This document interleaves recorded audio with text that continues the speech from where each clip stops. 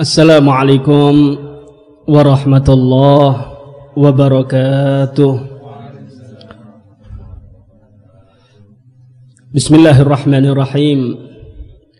Alhamdulillahi rabbil alamin. Wabihi nasta'in ala umur dunya waddin. Wa sallallahu wa sallam ala sayyidina Muhammadin khatamin nabiyyin wa ala alihi wa sahbihi ajma'in. ولا حول ولا قوة إلا بالله العلي العظيم سبحانك لا علم لنا إلا ما علمتنا إنك أنت العليم الحكيم رب اشرح لي صدري ويسر لي أمري واحلل عقدة من لساني يفقه قولي آمين. Hadirin hadirat rahimakumullah,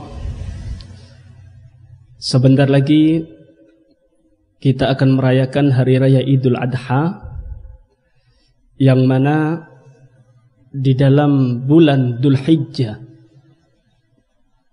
ada ritual atau ibadah yang sangat dianjurkan oleh Nabi Muhammad SAW bagi umatnya yang mempunyai kemampuan, yang mempunyai harta lebih, hendaknya dia berkurban. Karena itu pada kesempatan ini Al-Faqir sedikit akan mengupas tentang hukum-hukum yang berkaitan dengan kurban agar ibadah kita sah sesuai syariat dan diterima oleh Allah Subhanahu wa taala. Mudah-mudahan kajian kali ini menjadi ilmu yang manfaat yang bisa menghantarkan kita ke jalan yang diridhai oleh Allah Subhanahu wa taala. Amin ya rabbal alamin. Yang pertama, masalah pengertian atau definisi udhiyah. Para ulama mendefinisikan, memberi pengertian tentang udhiyah, yaitu wahia ismun lima yudbahu minan na'am al-ibil wal baqar wal ghanam taqarruban ilallahi ta'ala min yaumil 'id ila akhir ayyamit tasyrik. Definisi atau pengertian daripada udhiyah, berkurban, yaitu hewan yang disembelih tujuannya untuk mendekatkan diri kepada Allah Subhanahu wa taala mulai hari raya Idul Adha sampai akhir terbenamnya hari tasyrik, yaitu tanggal 13. Jadi bisa kita fahami dari definisi pengertian kurban tersebut bahwasanya kurban adalah media atau cara kita untuk mendekatkan diri kepada Allah Subhanahu wa taala dengan cara menyembelih. Artinya kurban tidak bisa digantikan dengan uang. Ini adalah aturan syariat. Karena itu jangan sampai kita punya inisiatif dengan alasan lebih dipentingkan, lebih dibutuhkan oleh masyarakat, lebih baik kurban diganti uang. Jangan seperti itu. Tata cara ibadah sudah diatur oleh syariat. Ketika kita diwajibkan untuk zakat fitrah, ya keluarkan makanan pokok. Ketika kita diberi kelebihan rezeki oleh Allah Subhanahu wa taala, ketika Idul Adha, ya Anda harus berkorban. Dengan cara apa? Menyembelih hewan yang telah ditentukan oleh syariat. Kalau Anda mengatakan lebih dibutuhkan oleh masyarakat adalah uang, ketahuilah zaman Nabi Muhammad SAW banyak para sahabat yang tidak mampu. Rata-rata ekonominya para sahabat itu menengah ke bawah. Mereka lebih membutuhkan dengan dinar dan dirham. Tapi bagaimana Nabi Muhammad SAW tetap menyembelih binatang untuk kurban. Jadi kalau Anda kepingin bersedekah, monggo, silahkan Anda keluarkan uang, tapi jangan ngobok-ngobok syariatnya Nabi Muhammad. Anda tetap menyembelih binatang kurban. Kalau Anda kepingin lebih lagi, silahkan Anda keluarkan, Anda sisihkan harta untuk bersedekah. Walhasil kurban pengertiannya adalah menyembelih binatang ternak, bakor, yaitu unta, kemudian sapi, kambing, di hari yang telah ditentukan oleh syariat, yaitu hari raya Idul Adha sampai tenggelamnya hari tasyrik. Ini adalah pengertian daripada kurban. Kemudian yang perlu kita bahas juga adalah hukum kurban. Hukum kurban niki Pak, Bu, ada 3. Yang pertama sunnah kifayah, yang kedua sunnah ain muakkadah, yang ketiga adalah wajib.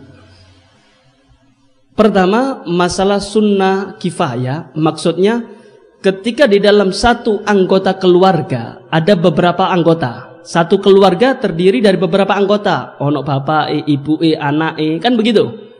Maka di antara anggota itu ada yang mewakili satu. Kok anaknya mempunyai kelebihan harta, ayahnya tidak mampu, tapi Yugon ini punya kerjaan, kemudian dia mampu untuk berkorban, dia menyembelih binatang korban di hari raya Idul Adha, maka gugur satu keluarga. Gugur kesunahannya, akan tetapi pahala didapatkan kepada yang berkorban. Seperti sholat jenazah nih Pak. Sholat jenazah niku kan fardu kifayah. Fardu kifayah, kalau ada satu orang balik, laki balik muslim, berakal, kemudian mensolati jenazah, maka gugur satu daerah. Yang mendapatkan pahala siapa? Ya orang yang nyolati. Keguguran ini gugur kewajibannya. Akan tetapi ketika ada satu orang kok nyolati lagi, monggo, tetap mendapatkan pahala. Begitu juga sunnah kifayah di dalam berkorban. Satu keluarga terdiri dari beberapa anggota. Satu anggota udhiyah, kurban, gugur tuntutannya. Kok bapak kemudian mempunyai harta yang lebih, kemudian dia menyembelih, juga mendapatkan kesunahan. Paham ge? Yang kedua sunnah ain muakkadah, yaitu individu. Setiap anggota keluarga terkena mukhatab, terkena hukum sunnah di dalam udhiyah. Jadi kalau bapak udhiyah, kurban, bagaimana? Tetap anaknya terkena hukum sunnah di dalam berkurban, istrinya terkena juga. Tapi ingat nggih, yang terkena mukhatab, yang terkena hukum sunnah ain, ini adalah orang yang sudah balik, akil, muslim. Jadi kalau Anda punya anak belum balik, belum dikatakan sunnah untuk berkurban. Sunnah bagi yang telah berakal dan telah balik, itu sunnah ain. Faham ya Pak? Yang terakhir, hukum kurban adalah wajib. Asalnya hukum kurban niku Pak sunnah. Cuma ada beberapa sebab yang menyebabkan kurban itu menjadi wajib. Ada 2 sebab. Yang pertama, karena nazar. Yang kedua, karena ta'yin, karena menentukan. Seumpama nggih, niki hati-hati. Kalau jenengan salah jawab, jenengan iso-iso ndak mangan sate niki. Bagaimana? Ngenten. Ketika jenengan punya kambing, kemudian ada orang tanya, itu buat apa Pak? Anda mengatakan ini adalah kambing kurban saya. Anda mengatakan ini adalah kambing kurban saya, maka menjadi wajib. Jenengan tidak boleh makan dagingnya. Gara-gara takonan tiang, jenengan jawabnya salah, akhirnya jenengan tidak makan sate. Kenapa? Haram jenengan makan. Jadi wajib itu. Anda sedekahkan semuanya. Paham ya? Yang kedua karena nazar. Jenengan mengatakan saya nazar, dilafatkan ya. Nazar itu dilafatkan. Kalau jenengan masih nazar dalam hati tidak jadi wajib. Nazar itu menjadi wajib ketika Anda lafatkan. Saya kalau mendapatkan pekerjaan tahun ini, saya akan kurban Idul Adha. Saya nazar kurban. Kalau seumpama urusan saya selesai, saya nazar berkorban tahun ini, maka wajib bagi Anda untuk berkorban. Faham ya? Kemudian masalah niat. Niat itu wajib. Semua ibadah wajib niat. Innamal a'malu bin niat. Baik itu korban sunnah maupun korban wajib, tetap wajib niat. Kecuali korban wajib yang dikatakan wajib karena nazar dan ditakyin. Nanti kita gamblangkan. Yang pertama, masalah korban sunnah, kemudian korban wajib, semuanya wajib niat. Kapan wajib niatnya? Kapan? Letak niatnya itu kapan? Ada 2 cara. jenengan ketika mau menyerahkan ke panitia wakil jenengan, Anda mengatakan saya niat ini kurban saya, maka ketika nyembelih tidak butuh niat malih. Atau ketika jenengan nyembelih sendiri, kapan niatnya? Ketika mau nyembelih. Ketika jenengan mau nyembelih, katakan di situ, Allahumma hadi udhiyah nawaitu tadhiyata bihadihi lillahi ta'ala. Ya Allah, aku niat udhiyah, aku niat kurban dengan kurban ini ya Allah, dengan hewan ini karenamu ya Allah. Langsung disembelih. Ini letak niatnya. Paham ya Pak? Karena itu jenengan yang jadi panitia kurban, ojo asal nyancang kambing. Anda harus tonton itu wakil jenengan. Ojo langsung ditonton wedhuse nang masjid, kemudian nang yayasan, nang madrasah dicancang. Panitia ndak paham, wedhuse sapa iku le? Enten wong ngenterno. Hati-hati. Harus ada lafaz untuk mewakilkan kepada jenengan. Ini terkadang orang-orang sakrabe dhewe cancang-cancangan tok wae. Kemudian dibeleh, bahaya. Kalau ndak ada niat di situ ndak jadi kurban. Tetap penyembelihannya sah, dagingnya halal, cuma tidak terhitung kurban. Paham nggih? Naam. Kemudian yang selanjutnya, ketika jenengan nyembelih Pak, nggih, paling afdal itu nyembelih sendiri ya, paling afdal. Seperti Nabi Muhammad SAW. Nabi Muhammad itu nyembelih sendiri. Nah, ketika jenengan nyembelih, itu disunnahkan baca bismillah, kemudian takbir 3 kali, kemudian sholawat. Jadi jenengan sudah megang pisau, dilandepno niki Pak. Anda mengatakan bismillahi Allahu akbar, Allahu akbar, Allahu akbar, Allahumma sholli ala Muhammad, sembelih. Ini adab di dalam menyembelih binatang kurban.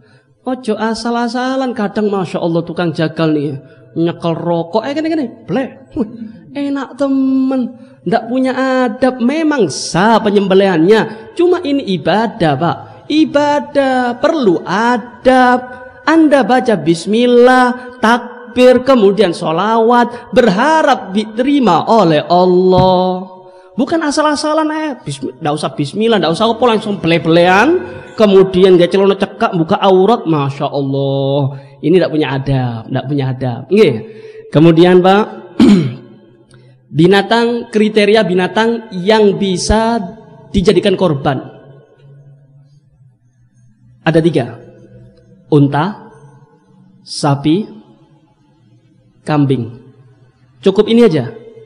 3 hewan ini yang mencukupi untuk dalam kategori udhiyah berkorban. Walaupun jenengan duwe kuda, duwe jaran, mungkin lebih mahal, cuma ndak bisa untuk korban, ndak bisa. Duwe pitik, duwe bebek, 3 korban ndak bisa. 3 ini yang mencukupi di dalam berkorban: unta, sapi, kambing. Dan perlu diketahui Pak, ketika berkorban ada standar umur. Jangan asal-asalan nyembelih binatang, ada standar umur. Nggih, kalau sapi itu 5 tahun. 5 tahun genap. Unta 5 tahun genap. Kalau sapi, nggih, sapi 2 tahun genap. 2 tahun genap. Jadi masuk 3. Bukan jalan 2, nggih. Masuk 3 genap 2, maka itu umur diperkenankan untuk disembelih jadi kurban. Kemudian kalau kambing, umurnya berapa? Kambing yang cukup untuk dibuat kurban, dilihat dulu, iki wedhus apa iki? Ini kambing apa? Kalau kambing kacangan itu harus 2 tahun genap. Paham ya? Kambing kacangan 2 tahun genap. Kalau kambing gibas 1 tahun genap. Atau 6 bulan boleh. Kalau gibas nggih, 6 bulan boleh. Cuma dengan syarat gigi depannya sudah poel. Kalau jari wong Jawa napa niki? Kupak nggih. Sudah copot. Nah, karena itu jenengan ketika beli hewan kurban, tanya Jangan asal-asalan gede dituku, kadang besar cuma umur ndak cukupi. Tuh lihat, wedhus etawan niku, Pak. Nggih, ageng-ageng niku, besar-besar. Cuma kadang masih umur setahun, ndak cukup. Ndak cukup untuk udhiyah, ndak cukup untuk kurban. Anda harus tanya, walaupun ndak ada sensus nggih. Mboten enten sensus umur binatang, mboten enten. Cuma Anda harus tanya, Pak, niki umur binten? Oh, ini umur 2 tahun genap, sudah masuk 3, monggo jenengan damel untuk kurban sah. Paham ya? Kemudian jam binten diperbolehkan untuk menyembelih kurban. Itu jam berapa? Para ulama sepakat. Nggih, 3 madhab. Kalau Abu Hanifah ada pendapat lain.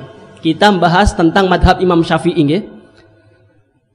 Jam diperbolehkan untuk menyembelih itu adalah terbitnya matahari ditambah sholat Idul Adha ditambah 2 khutbah. Kira-kira perlu berapa menit nih? Sholat mungkin 5 menit nih. Iki paling khusuk nih. Nggih. Setelah terbit matahari ditambah sholat berapa menit? Oh, 5 menit. Kemudian 2 khutbah. 2 khutbah nih Pak, diambil rukun-rukunnya saja nggih. Bukan sak ceramane, bukan. Rukun-rukunnya saja diambil. Mungkin 5 menit. Nggih. Berarti terbitnya matahari ditambah 10 menit itu sudah masuk waktu penyembelihan. Jadi sebelum terbitnya matahari, lah kok disembelih, ndak sah kurbannya. Ini kebanyakan tukang jagal ki main gesak-gesakan, Pak. Tukang jagal ki mumpung banyak order, lho Bib, lek tak beli jam itu ndak nututi niki. Iki akeh orderan keliling niki, mari ngene nang Bulak, nang Tokwiro, nang kene nang Keronto, macam-macam niki. Terus ya napa? Yo tak beli jam 3 subuh. Ndak sah, Pak. Ndak sah. Itu ada jamnya yang ditentukan oleh syariat. Mulai terbitnya matahari ditambah sholat waktunya, ditambah waktunya sholat Idul Adha, ditambah 2 khutbah, baru masuk waktu penyembelihan. Sampai kapan? Sampai tenggelamnya hari tasyrik terakhir. Jadi waktu sembelihan nggih, tanggal 10, tanggal 11, tanggal 12, tanggal 13, tanggal 13 maghrib habis waktu udhiyah. Jadi kalau jenengan mungkin Idul Adha pas hari riyaya, hari raya jenengan masih belum ada uang. Tanggal 12 hari tasyrik Anda baru dapat uang. Boleh nggak udhiyah? Boleh.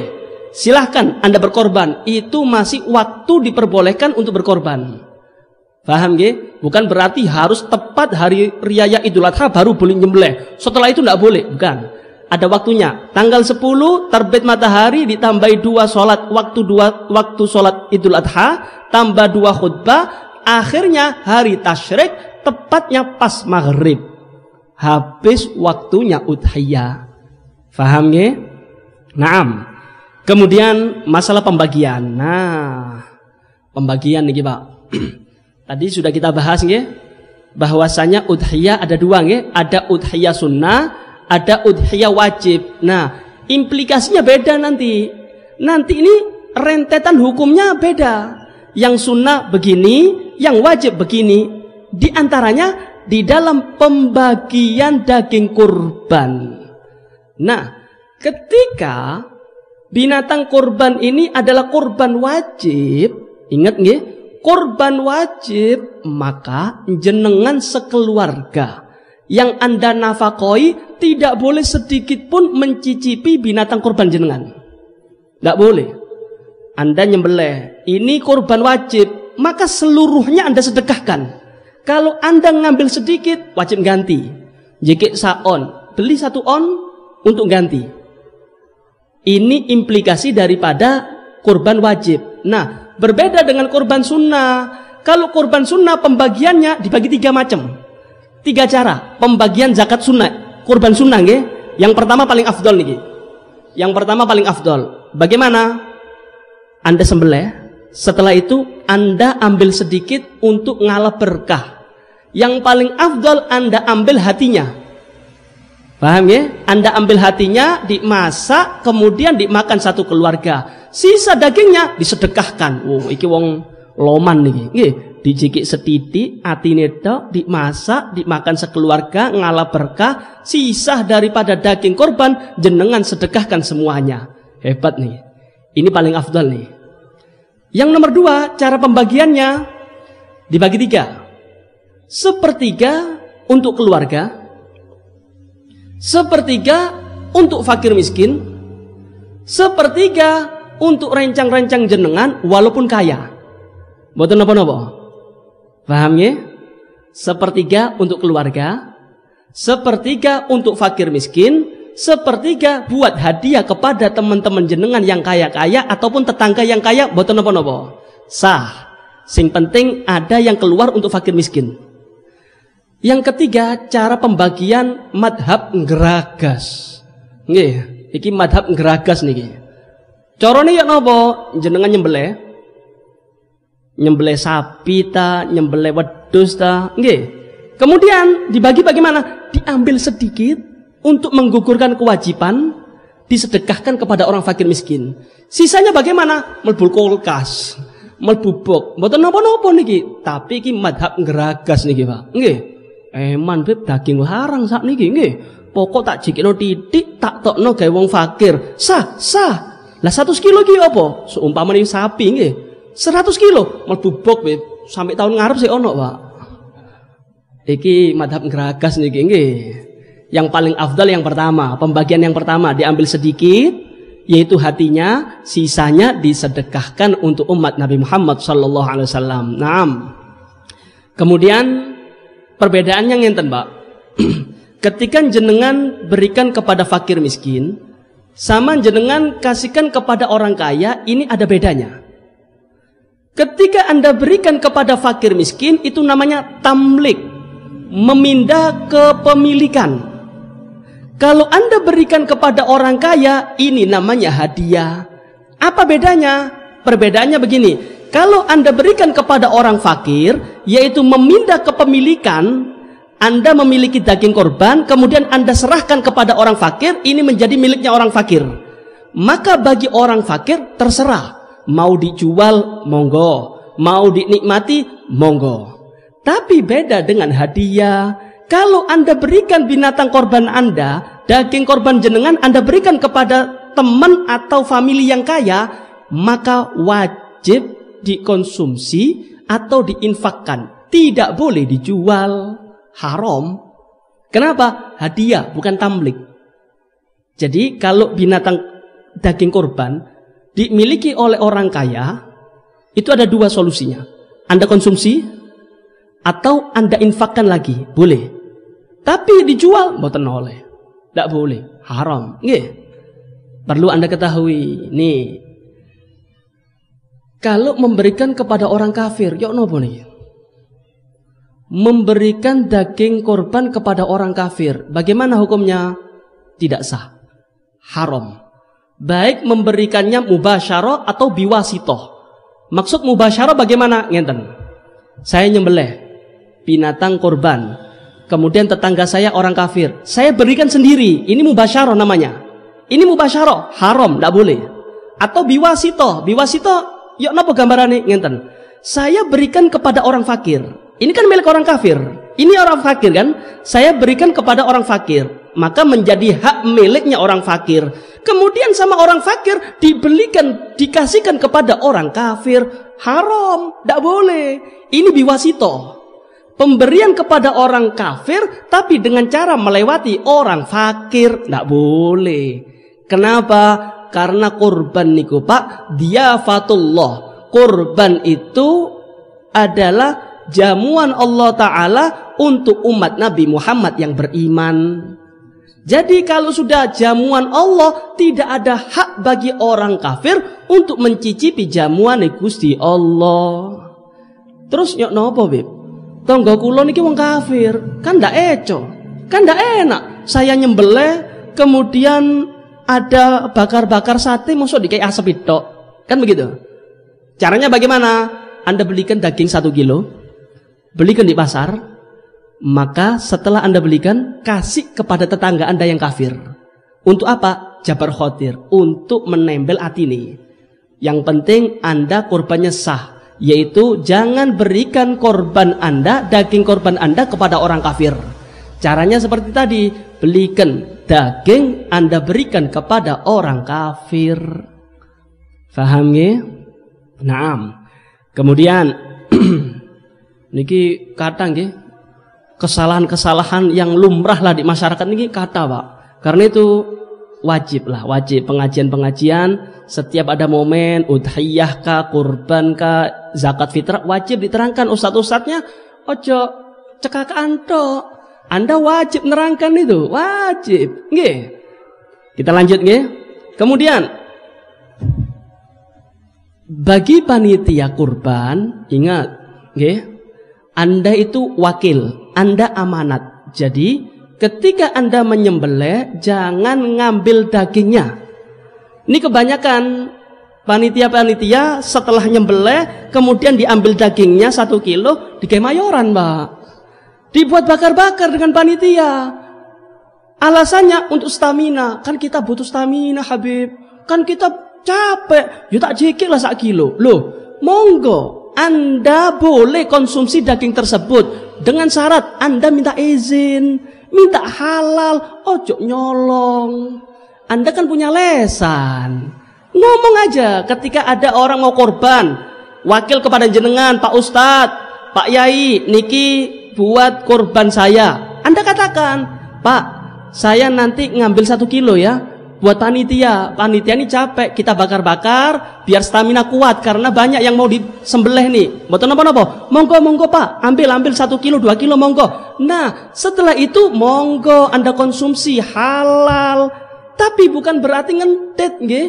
Bukan berarti mari nyembelih disisino gawe panitia. Masya Allah, haram. Paham nggih? Yang selanjutnya, ketika Anda nyembelih, jangan sampai memakai fasilitas masjid. Jangan sembelih di halamannya masjid. Kenapa? Haram. Tidak ada hubungan, tidak ada maslahat, tidak ada manfaatnya kepada masjid. Walaupun kurban itu ibadah, tapi ibadah ini tidak ada manfaatnya kepada masjid. Ngerusoni sing yo. Karena itu panitia, monggo jenengan hati-hati. Jangan sampai memakai fasilitas masjid, make air masjid, make kemudian cantingnya masjid. Tidak boleh, itu haram, halamannya masjid. Kan nanti diberseni, Beb. Tidak boleh. Memang wajib berseni jenengan. Mari ngerusoni Melayu, yo. Ngenteni azab iku. Nggih. Anda ngotori masjid, wajib bersihkan. Cuma jenengan haram. Kalaupun Anda sudah pakai listriknya masjid, pakai airnya masjid, wajib ganti. Dianggap nyewo. Tahun depan ojo diulangi maneng. Tahun depan cari tempat yang luas untuk penyembelihan. Jangan disembelih di halaman masjid atau memakai fasilitas masjid yang benar. Paham ya? Nah, kemudian yang selanjutnya, Pak, niki kadang ya, permasalahan-permasalahan yang terjadi di masyarakat niki kata.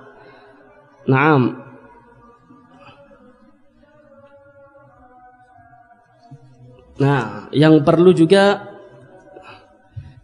kita bahas saat ini selain kurban, yang perlu kita bahas saat ini yaitu tentang hukum sholat Idul Fitri atau Idul Adha bagi seorang perempuan. Apa hukumnya? Seorang perempuan keluar rumah menuju ke masjid, bersolek, punya body, kemudian keluar sholat Idul Fitri atau Idul Adha. Hukumnya apa? Maka di dalam Kifayatul Akhyar dikatakan orang perempuan yang bersolek, yang mempunyai body, masih bisa disahwati, maka sepakat haram. Haram, Pak. Karena itu di dalam kitab ini dikatakan begini. Fala yatawaqqafu ahadun minal muslimin fi man'ihinna illa ghabiyyun qalilul bidha'ah. Tidak ada orang yang ragu untuk mencegah seorang perempuan keluar rumah menuju masjid untuk sholat Idul Fitri atau Idul Adha kecuali wong goblok. Tidak boleh. Kenapa? Likasratil fasad, banyak fitnah nanti terjadi. Coba jenengan bayangkan, coba Anda bayangkan, keluar dari rumah paesan, pakai minyak wangi, kemudian masya Allah didelok campur lanang wedok. Niki tiang, kalau ada ulama yang mengatakan tidak haram, hobi, wong bodoh nih, tidak ngerti tentang syariat. Karena itu tidak ada yang ragu untuk zaman sekarang mengharamkan bagi perempuan yang mempunyai body yang masih bisa disyahwati keluar rumah dengan tujuan sholat Idul Fitri atau Idul Adha. Kalaupun ada yang mengatakan, loh kan zaman Nabi Muhammad kan ada itu. Ada itu keluar beberapa perempuan, bahkan orang perempuan yang haid pun diperintahkan keluar oleh Nabi Muhammad. Kenapa? Nih, ada dua alasan, jangan dipedot di situ. Ada dua alasan kenapa Nabi Muhammad memerintahkan perempuan keluar rumah untuk sholat Idul Fitri atau Idul Adha. Kenapa? Ada dua alasan. Yang pertama, karena saat itu muslimin masih minim. Untuk menampakkan syiar agama, maka didukung oleh para perempuan. Alasan pertama. Yang kedua, ini yang tidak kita miliki. Apa? Khairul qurun. Zaman Nabi Muhammad adalah zaman yang paling baik. Perempuan keluar zaman dahulu itu nutup rapet, Pak. Kalau zaman sekarang, enten kok ingin ada perempuan seperti ini, tutup rapet, ndak nggawe minyak, ndak bersolek, kemudian sholat. Ada seperti ini. Tentunya umum zaman sekarang, perempuan-perempuan keluar untuk sholat Idul Fitri, Idul Adha, pasti bersolek, pakai minyak wangi. Karena itu dikatakan dalam kitab Kifayatul Akhyar, yambaghi al-qat'u fi zamanina bitahrimi khuruji syabat wa dawatil hayat. Maka wajib kita pastikan, kata beliau Kifayatul Akhyar, di zaman sekarang kita harus mengatakan haram keluarnya perempuan yang mempunyai body, perempuan yang masih muda yang bisa disyahwati keluar untuk sholat Idul Fitri atau Idul Adha. Karena itu monggo sarang-sarang nggih, yang punya istri dijaga, jangan sampai keluar. Monggo sholat di rumah nggih. Sholat Idul Fitri, Idul Adha itu sunnah muakkadah. Jenengan keluar wahai perempuan itu membuat fitnah. Mosok ngolek pahala sunnah tapi melakukan yang haram, tidak masuk akal. Karena itu dijaga. Jenengan yang punya keluarga, ya yang sudah keluarga punya istri, jaga. Jangan boleh sholat di masjid. Kalaupun yang belum keluarga mungkin mempunyai kakak perempuan, dibilangi jangan sholat di masjid. Faham nggih? Mudah-mudahan manfaat. Nggih, mudah-mudahan manfaat.